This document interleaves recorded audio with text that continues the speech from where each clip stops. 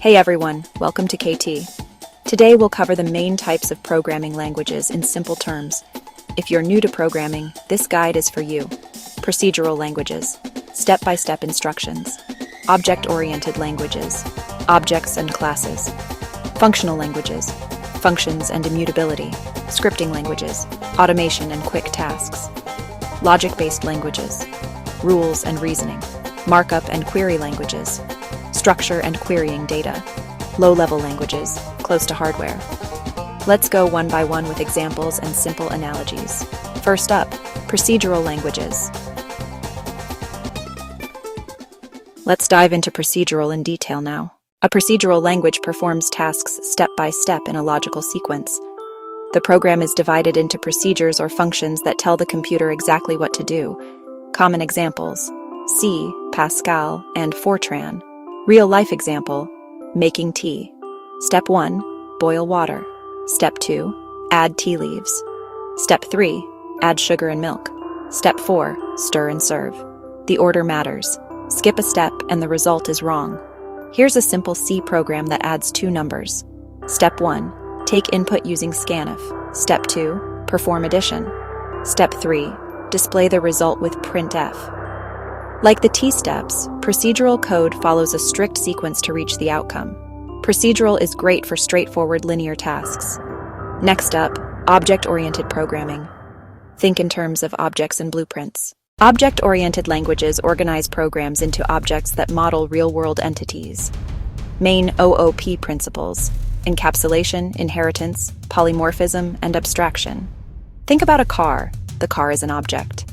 Data or attributes: color, model, speed. Functions or methods: start, stop, accelerate. Different car models share common features but can behave differently. Here's a short Java class that models a car. Methods let us set and display object data, encapsulation in action. Create an object and call its methods to run behavior.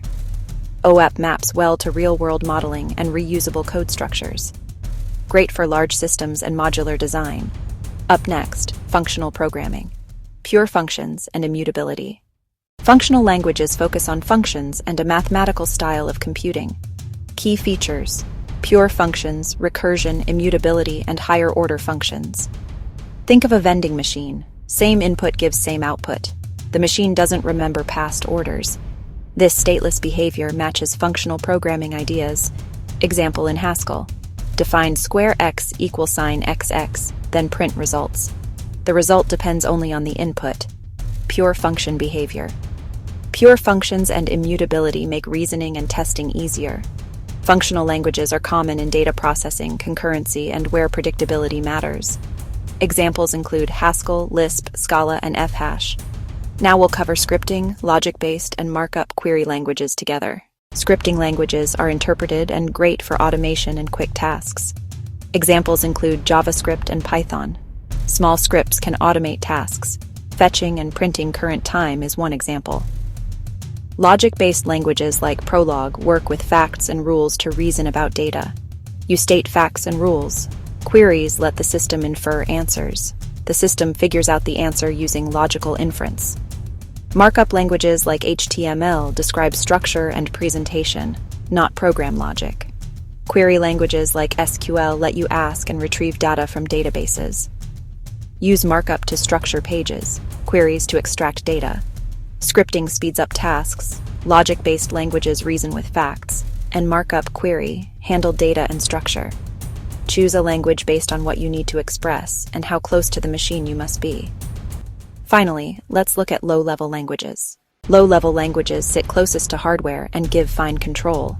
Like manual engine control versus using GPS, more control, more complexity. Types include machine code, binary, and assembly, and mnemonics. Example: assembly instructions explicitly move values between registers and add them. You directly manipulate CPU registers, powerful but low level.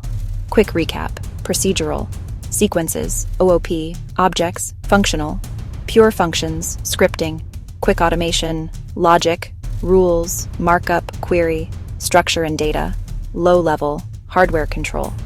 Which one you learn first depends on your goals: web, systems, data, or embedded work. Thank you so much for watching. I hope you found this video helpful. Don't forget to like, share, and subscribe for more simple explanations. Also drop your questions or topics below. I'd love to hear from you. See you in the next video.